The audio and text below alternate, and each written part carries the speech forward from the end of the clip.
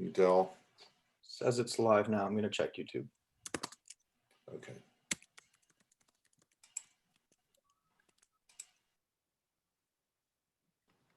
Oh, oops. Okay. That didn't work. All right. So we're going on the record. Do you guys want a record for this?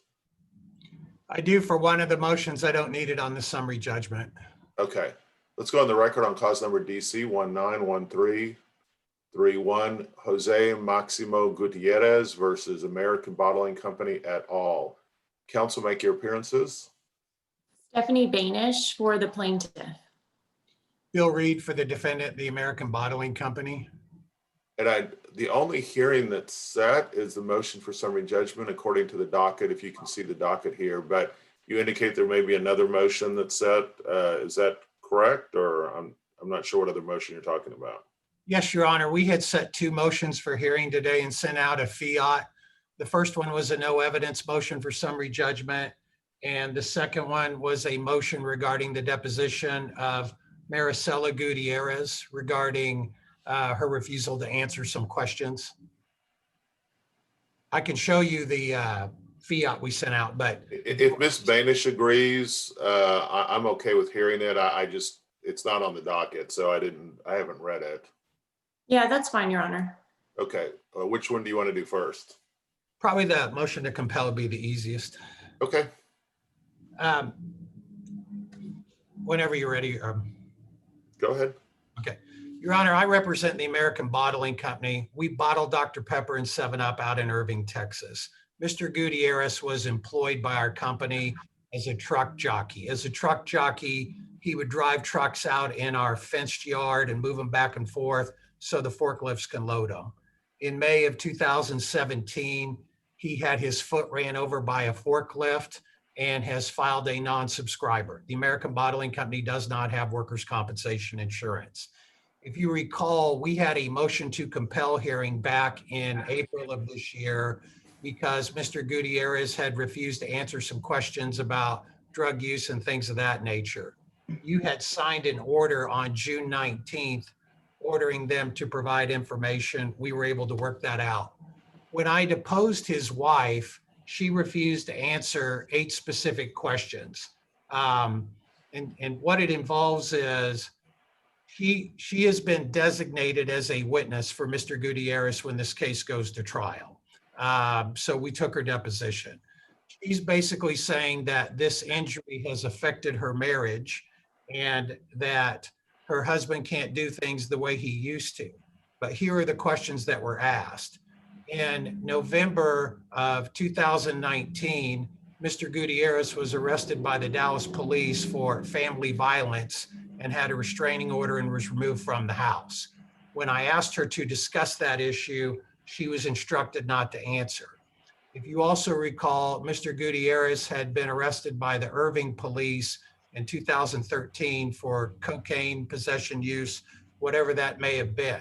So when I asked her questions about his illegal drug use, they refused to answer. And if you'll remember, after his injury, he did come back to work for the American Bottling Company. So are these multiple different questions you're talking about, or just the first one? Oh, I'm sorry. I'll go by them each. The first question was, have you ever been aware that Mr. Gutierrez had a problem with illegal drugs? That was the first question. All right, response. Okay, Your Honor, this court already heard a motion to compel on similar questions with Jose Gutierrez, the plaintiff.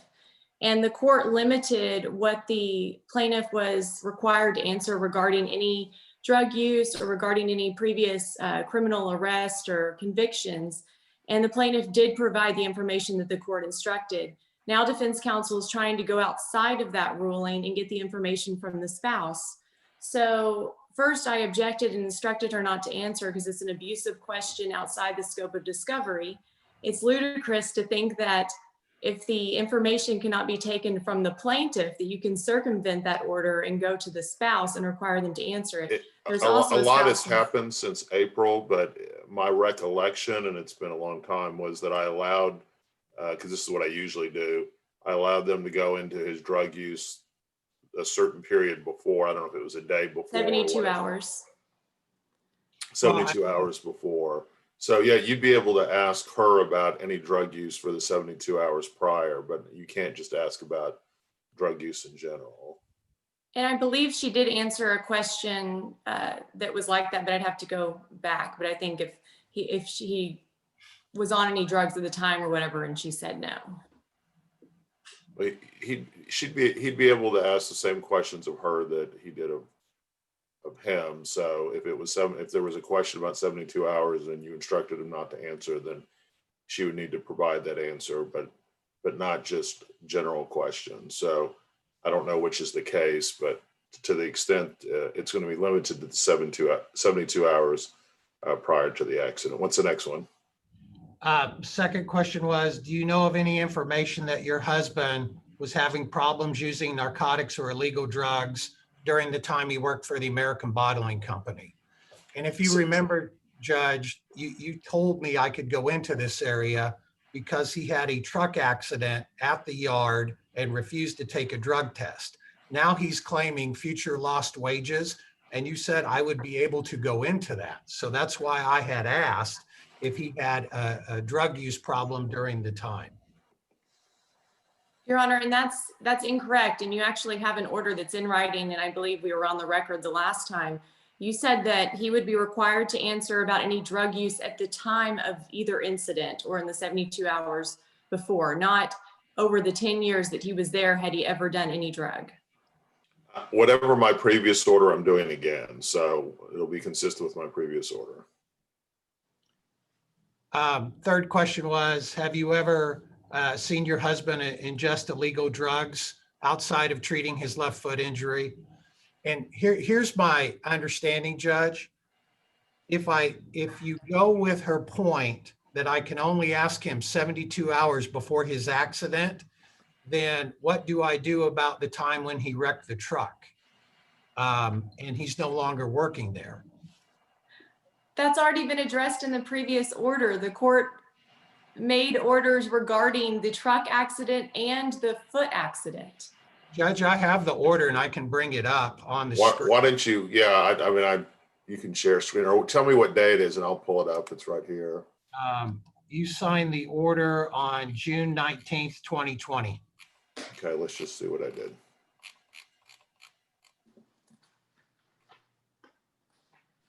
June 19th. There we go. So where is it? It would be on page 2. Plaintiff shall also identify any and all drugs he'd ingested during the 72 hours before the incident of February 8th, 2019. Okay. So All right, same thing as I did before then. 72 hours before the forklift accident and 72 hours before the truck accident. I guess that's what I did before. Is that right? Yes. Spanish. Yes, Your Honor. I actually couldn't find the order on my screen to look at it at this moment. From memory, I believe that you ordered that he had to disclose if he had any drug use. Ms. Banish, you're on your iPhone. I hope you can see. Can you see the share screen I'm doing?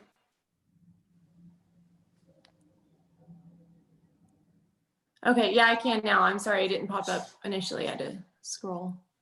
So are you looking? Means to refuse. Okay. You said that it was 72 hours before the other accident. I believe it was 72 hours before the incident made the basis of this case. And then you made a ruling on the February of 19 incident too, that if he's claiming, okay, that he lost his job, that he refused to take a drug test, that he needed to say, identify any drugs he ingested 72 hours before the incident. I'm going to be consistent. Whatever I did before, I'm going to do again. I don't see this part where I ordered the previous drug use on the previous accident, but if you think I did on the record or something, I can order that as well. And I'm just want to be consistent. I believe that was your general discussion regarding, I think, the court's policy. Okay, Yeah, that's fine. I mean, we've already, I believe, given supplemental responses. so, And he said he did not have any illegal drugs in the 72 hours before either incident. So that's a but non-issue. she would have to answer that too. If she knows that he took illegal drugs those 72 hours prior to either accident, then she would need to give that response. Okay, and I'll have to review the deposition again, but I believe that she's already stated that she's not aware of any. So, and any other drug questions are going to be the same. So let's move on to any other areas. The next issue, Judge, if she's going to testify that the accident had a negative impact on her marriage or bring in evidence, the next questions are a group of questions that asked, are you currently separated from your husband? Did you and your husband have a disagreement in August of 2019? That's when Mr. Miss Gutierrez- Banish, are you making a loss of consortium claim here? That was exactly what I was about to say. We've made no claim of loss of a consortium, and she didn't testify to any loss of a consortium. For example, Judge, question, do you blame the accident that occurred on May of 2017 for having any negative impact on your marriage with your husband? Answer, well, yes, somewhat. I don't know what she's going to say at the deposit. Let me just say this. If they amend their petition and add a loss of consortium case claim, or he testifies at trial about, I'm assuming, Ms. Banish, that you are not going to attempt to argue at trial that his marriage was damaged by this accident. Is that correct? That's correct. Okay. With that statement on the record by an officer of the court, I'm not going to allow it. Understand that if you change that, or if you decide to make a loss of consortium claim, then it's potentially information about the marital history and marital problems they were having, especially abuse, might come in. So just be aware of that. Thank you, Your Honor. All right. Anything else? That would be it, Your Honor. Okay, go ahead and prepare an order on that. I've read the summary judgment on both sides. We don't have a whole lot of time left, so make your arguments quickly. I'm ready to rule. Judge, I presented the court with a no evidence motion for summary judgment pursuant to a Dallas Court of Appeals case. I provided you with, under the rule of optional completeness, additional evidence. And the whole point of the summary judgment is they did those pallets loaded between 120 and 400 times a day, 5 days a week for 5 years without any injury. Mr. Gutierrez's own sworn testimony was, I didn't know there was any danger or I was going to be injured that morning, and that I had no notice, nor did Dr. Pepper have any evidence that he was going to be injured. We don't believe they provided sufficient evidence. We believe the case is simply a negligence case, and gross negligence should not be there. What is your basis for gross negligence? Your Honor, well, as laid out in my response to summary judgment, we've got three big things. One is Mr. Gutierrez was ordered to work out in the truck yard and load trucks there where it's prohibited by Dr. Pepper's rules, prohibited by OSHA. Safety director for Dr. Pepper said that it was unsafe, that he should not have ever been out there. He had been ordered to do it for a matter of years. In addition to that, they had them working understaffed. They had a three-man job that they brought down to two, seemed to make no efforts to fill that position, had them working even at night in the truck yard, had them rushing to try to get these orders filled with only the two of them. And the type of injury that you would foresee with the pedestrian in the truck yard is exactly what happened here, that he would get hit by a truck or other heavy equipment that was moving out there. So Dr. Pepper's representative or safety director testified that they had knowledge that this is an unsafe practice. His boss said that they knew they were out there. Mr. Gutierrez testified that he was ordered to be out there, and that Dr. Pepper, whenever OSHA would come, would have them move everything to the canopies to avoid citations. So that indicates it's at least some evidence that they knew they were putting him in danger and did it with conscious disregard.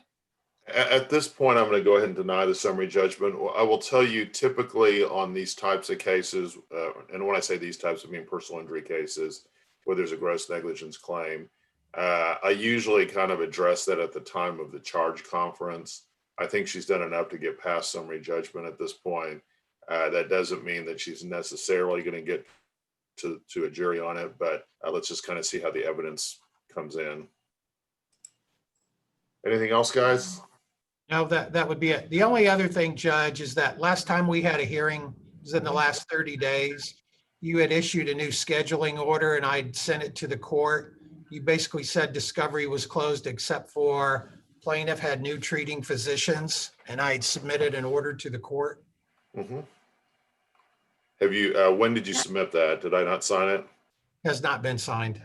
Well, Your Honor, actually, may I respond? Yeah. That was something that I did want to bring up today too. After the hearing, we were able to agree mostly on a agreed scheduling order. The difference that Mr. Reed and I had is he wanted it to state that all discovery except for the treating physicians is closed. That is not what I recall the court ordering. I recall that we were only going to extend additional experts as to treating physicians, but that we were extending the discovery deadlines. We have additional depositions that we would like to take. Judge, This is the order I signed. Is this not the right order? yeah, No, I'm sorry. yeah, that's the right order. That's how you ruled. All liability discovery has been completed. You said I didn't sign it, but it was signed back on August 25th, right? Right. I hadn't seen it, Your Honor. Thank you. Okay. That's it. There's nothing else. And Your Honor, that I'm was- sorry, Ms. Banish, my No. recollection was that's what we ruled too, but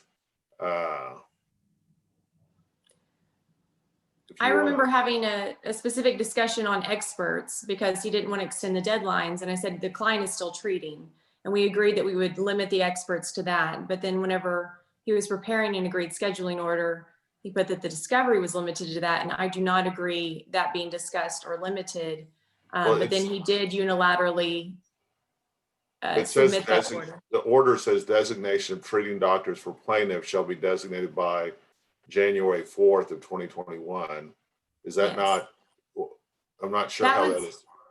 That was correct. The only dispute that we had is on the discovery deadline, that we were extending discovery, and then he wanted the limitation, which was discussed after the hearing. He submitted a proposed order to me to review, and I said, well, I don't agree to the discovery being limited It to that says only because that was, on April 16, 2021, it says discovery for treating physicians shall be completed by that day. All liability discovery has been completed and is now closed. Is that not accurate? Or I thought that's what we decided. not on the liability discovery. That was the sentence that was never discussed. I thought we had decided that all that needed to be done was the treating physicians. Is that was what we had discussed? That's exactly how you had ruled. And I had raised that issue because I had presented everyone she'd asked for depositions. This is a 2017 injury. Discovery had been completed, and she said that Mr. Gutierrez was still treating, and you agreed that she could add those treating physicians as new experts, and we'd open discovery, and if I needed to, I could rebut it, and everything else was closed. And that's again, it's been a long time since we had this hearing, so I don't recall specifically, but that's kind of my recollection. Was there I something recall else? I recall that discussion regarding experts, but not regarding discovery. This is filed, was it filed in 2019, I believe? Yeah. 2017 rec. It's not that old. We had talked about how we did an early mediation and agreed to push off everything, other things. Then we got their depositions later on because we were trying to settle it.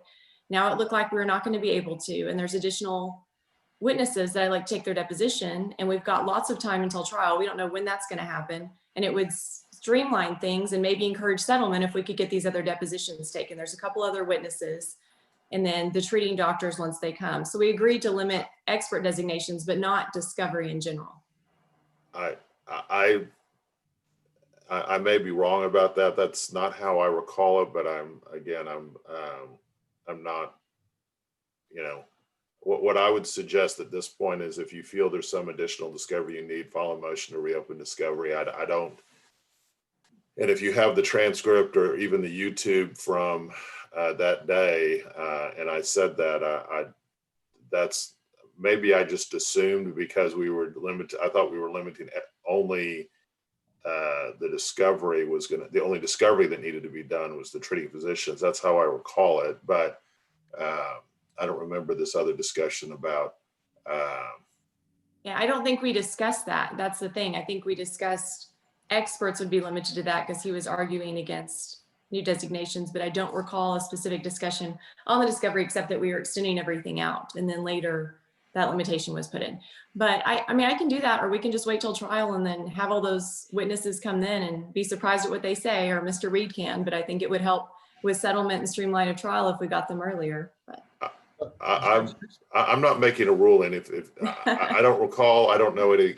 My recollection was we just talked about treating physicians, and that was all that needed to be done. Apparently, that's not the case, and that may have been my misunderstanding. So I would follow a motion. I don't feel comfortable changing this unless Mr. Reed agrees without a motion, and have an opportunity for both sides to get the transcript and sure.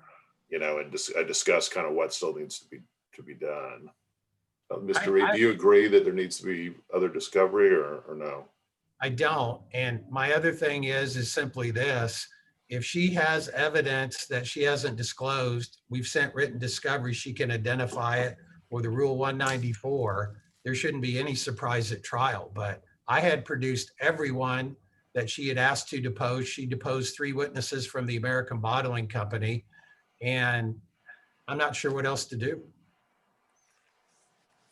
You guys know the case far better than I do. So if Ms. Banish, you feel that there's something else you need to do. I'll file a motion if I need to. File a motion if you need to. No, I'm not saying you can't have it. That's not my recollection of what we discussed. And I think this is consistent with what my recollection is. But if there's something else out there that we need to just address, I'm glad to look at it another time. So Ms. Banish, I already have the order denying the summary judgment. I do need an order on the motion to compel to make it consistent with my order. So if you can try to get me an order on that before Tuesday, that would be great. I'll send you one today, and I'll send it to Ms. Banish before I send it to you. Okay. However you want to do it, but I just need it by Tuesday. Very good. Thank you. All right, guys. Have a Great good seeing weekend. you. Have a safe weekend. Thank you, Judge. Bye-bye. Okay. Let's go to the next. Oops.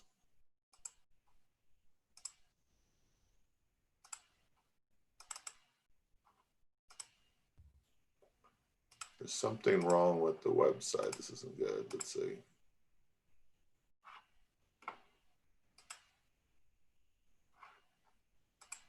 There we go. I believe we have another 9 o'clock hearing. Lubin's v. Richmond Trust. All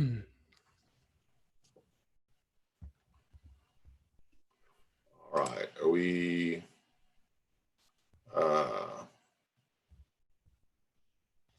ready to proceed? Yes, Your Honor. Yes, Your Honor. Okay.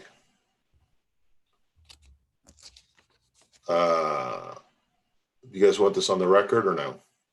I do, Your Honor. Let's go on the record on cause number DC 1915404. Ralph Lubin's Time versus Richmond Trust. Counsel, make your appearance. Michael Tobolowski on behalf of the plaintiffs, Your Honor. Kathleen Compton on behalf of the defendants.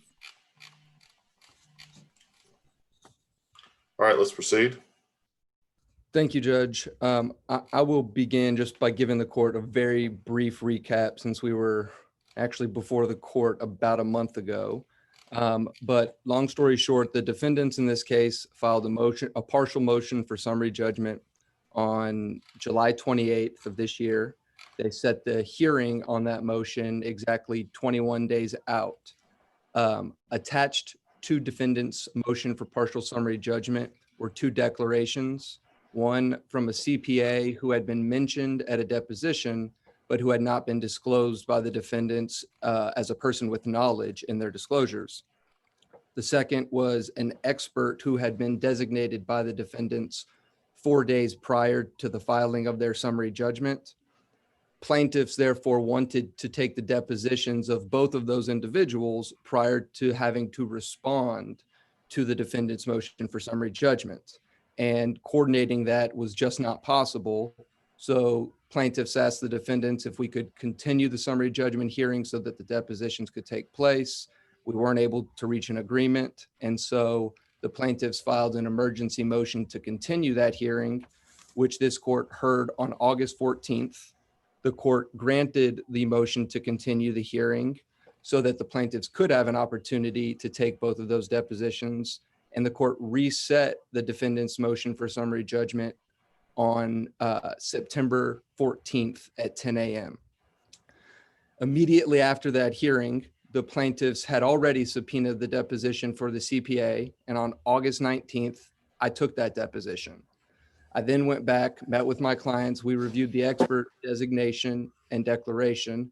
And after doing a little legal research, it became clear it was a waste of time and money to take the deposition of the defendant's designated expert because he's solely attempting to testify on the law, which is not an appropriate matter for an expert to testify on in Texas. And so instead of incurring the cost of the deposition, we're going to be moving to strike that declaration and the individual's designation as an expert. That being said, on August 28th, the plaintiffs filed a response to the defendant's motion for summary judgment, which also serves as plaintiffs' cross motion for summary judgment. Plaintiffs were intending on moving for summary judgment on all claims that they filed in this case. However, to make things as efficient as possible, we decided to limit our cross motion for summary judgment solely to the issues and claims that defendants are moving on. So defendants and plaintiffs at this point are moving for summary judgment on the exact same claims. The only issue is the court hearing both of those motions for summary judgment. And so when on August 28th, the plaintiffs filed their response and cross motion for summary judgment, I attempted to get defense counsel to agree to accept less than 21 days notice of the hearing on the cross motion for summary judgment so that we could get them both heard on September 14th. And since, again, our cross motion is also our response, and it's the same claims moved for in the defendant's motion, we thought 17 days notice would have been fine. The defendant was not okay with it. They opposed our request. And so we filed a motion with the court asking for an order granting leave so that the plaintiffs can set our cross motion for summary judgment for hearing on September 14th with the defendants. We have gone ahead and obtained a backup hearing date on our motion for our cross motion for summary judgment, and that is September 25th. But put simply, Your Honor, the reason we're asking for an order granting leave to set this hearing on September 14th is in the interest of judicial economy and the court's resources and time. It just doesn't make sense to hear the same issues and the same motion twice when they can both be heard at the same time. And there is no real legitimate basis for the defendant's opposition other than wanting to force the plaintiffs to stick to the 21-day notice requirement in Rule 166A. There's no surprise, no prejudice, and the sole reason we are asking for an order granting leave is so that justice can be done, and that's why we're here today. And that's what we would ask the court do, grant us leave to set our cross motion for summary judgment for hearing on September 14th, along with the Fine, defense. okay, response. Thank you, Your Honor.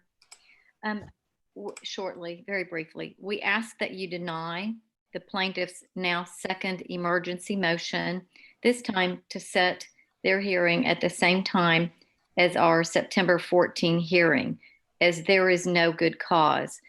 Failing to timely file their cross motion when since they got an extension of time to take these depositions, they've had 41 days. They could have filed their response / cross motion within time to give us what is required by the rules. It's mandatory that we get 21 days notice of the hearing, but they didn't do that. And so now that they also asked that we, they conferred with us to see if they could file more than a 25-page brief. And we had asked that, and they'd given us that agreement. And so we tried very much to keep it within the 25 pages. Ours was a 35-page motion. And so we didn't oppose them exceeding the 25-page limit. So the 24th is when they would have had to file their response / the cross motion, but they filed it 5 days later on Friday at 4:48 p.m. So to ask us to shorten our time to respond gives us 5 business days, basically 10 days to respond instead of what is required by the rules. And according to the Zuniga case, which is Texas. I would deny the motion. I mean, we can just have it seems more convenient that we do it the same day, but if we wanted, I don't think it's worth the fight in the appellate issues to do this. And so I might suggest that maybe we just move everything back to the later date so we can hear it at the same time. When is the later date? The later date would be the September 25th, Your Honor. May I respond, Your Honor? Sure. I understand what the court's thinking, but I feel like that they requested their first emergency motion, didn't even give us notice. The order actually said, here's the date you're going to depose Roland Love. And literally, we're waiting for the Zoom invite. We don't hear crickets, and we're waiting. But the real reason was they're trying to get their cross motion ready. So they've gotten all this additional time. And to move our hearing date when it's been moved now, it's already been moved by their first emergency motion, and they're being rewarded for their. That's fine. We'll just have them on 2 different dates. I don't have a strong opinion either way. Thank you, Your Honor. So, and let me just see that. Remind me again. This case is set for November 10. November 10th. I will tell you that this is tentative, but I just want to kind of give you a heads up that I'm looking at possibly that being my very first Zoom jury trial docket. That's a little bit up in the air. There's some technical issues we're still trying to work out, but I just kind of want you to be aware that you may assume, I don't know if you saw the OCA report that just came out. Of course, I'd encourage you strongly to read it. I had assumed that they were going to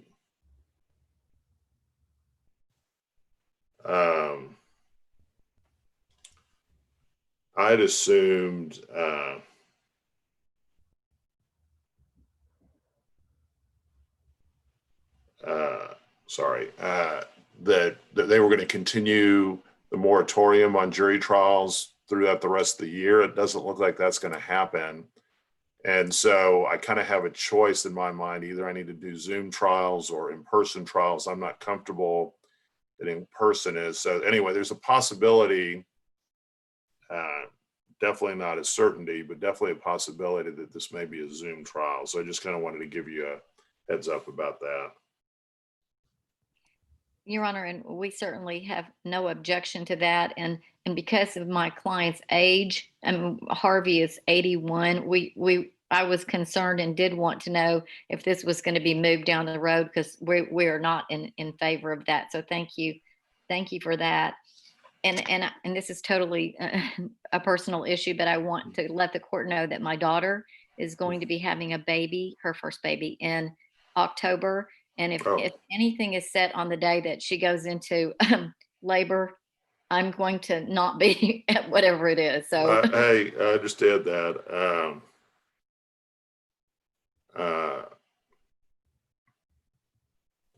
Well, congratulations about that. Is this your first grandchild? It is. Well, congratulations. That's fantastic news. Thank you.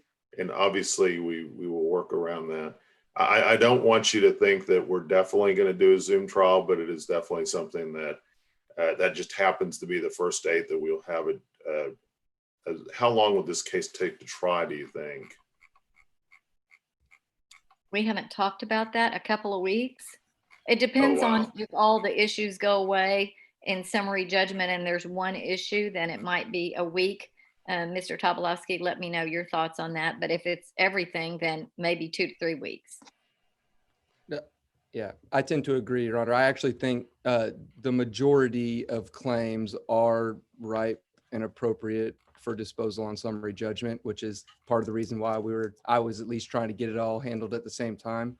But I think a week, if there is a remaining issue that is tried, hopefully after the summary judgment, the parties will be a little more incentivized to consider settlement, but you never know.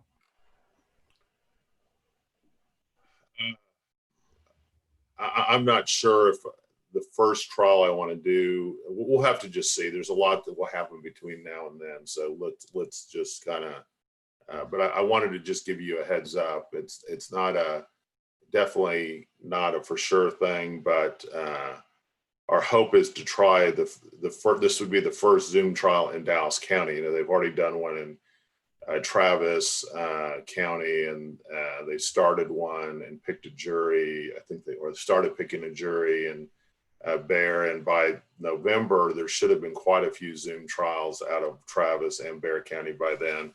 But I think this date is the first date that any judge has set a Zoom trial. So we'll just have to see if this is the right case. But it is good to know that at least one side is willing to do a Zoom trial.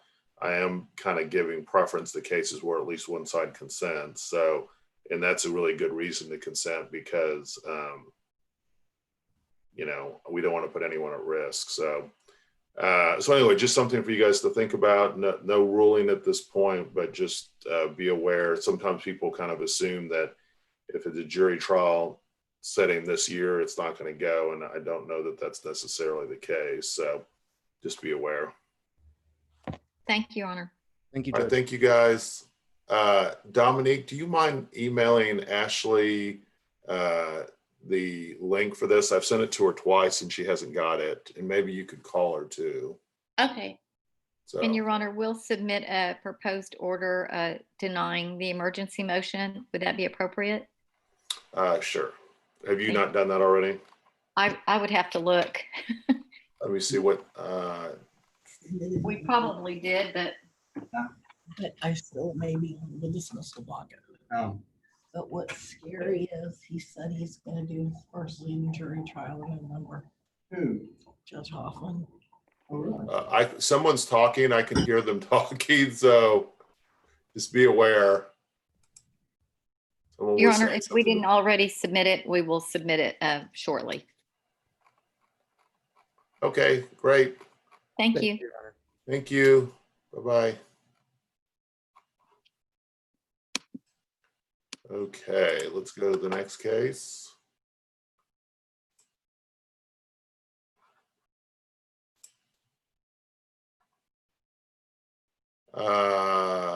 It's probably not time yet.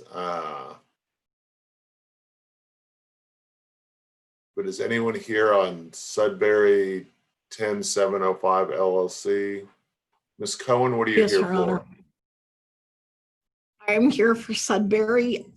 We submitted an agreed scheduling order to the court yesterday. Oh, you did? Mr. Okay. Martins, yes, sir. And Mr. Martins is in the hospital, so he cannot participate today. Okay, But we did submit a agreed scheduling order, and I emailed a copy to Rhonda as well. okay, Rhonda, Last if you night. could email that, check that and email that to me, that'd be great. Well, I hope he's okay. You said he's in the hospital? He's, from what I understand, he's been in there for a little. Yes, sir. Okay. Well, great, great. Well, I'm sorry to hear that, and we'll go ahead and sign that scheduling order. So we have some other folks here. Ms. Cohen, you are excused. Thank you, Judge, because I'm in mediation. Thank you. Miss I hit, I'm sorry, Jacqueline, I'm sorry, I can't pronounce the last name. That's What are quite you all here- right, Your Honor. Good morning. Good morning. What case are you here for? I'm here for the McNary versus, I believe it's McNary versus Martinez. I see that, scheduling conference. Do you guys have an agreed scheduling order already, or do we need to have a hearing? Yes, sir. We literally, plaintiff's paralegal just filed it maybe a couple seconds ago and emailed Rhonda about it as well. So I Okay. believe we should be good. Great. Rhonda, just go ahead and email that to me. Is Ms. Rogers your opposing counsel on this? It's Scott Leegie's firm, so. Okay. Well, thank you for getting that to us, and hope you're safe and you are excused. You have a great Thank day. you, Your Honor. You too. Thank you. Thank you. Ms. Rogers, Galen Rogers, what are you here for, ma'am? Yes, Your Honor, I'm here for Wilbert Caldwell versus Clarence Edward Caldwell. Okay, so are both sides here for that? It's still not 10 yet. Your Honor, I have no objection to his motion for special exceptions. I will have the petition amended within 10 days. I've just been through some personal issues, and both of my legal assistants had strokes this summer. So I'm running. Oh my gosh.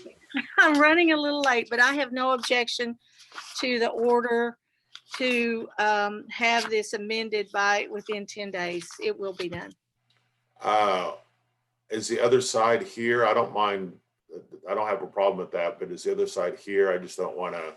Yeah, I guess he hasn't logged in yet. But It's set for 10, so we're still early. Why don't we wait for him or her to get on the line, and we'll chat and get this resolved. That sounds great. So anyone else here for anything? I just want to make sure we take care of everyone.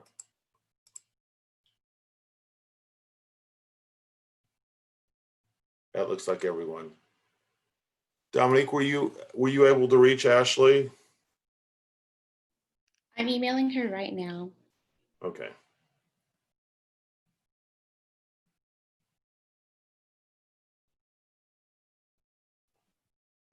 Did you not get the link for this until I just sent it? I thought you hadn't had it before. No, I didn't. I just got it when you sent it.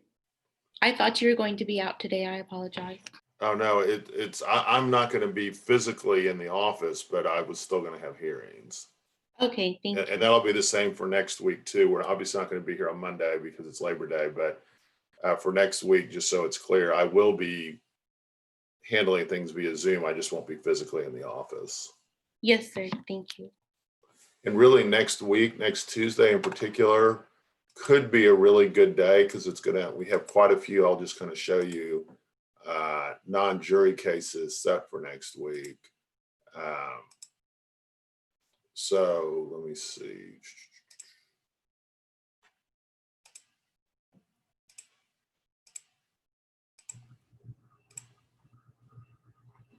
These are all non-jury cases. So we have less than we did a few days ago. Let me see, 1, 2, 3. Judge, your YouTube is still on. Oh, oops, okay.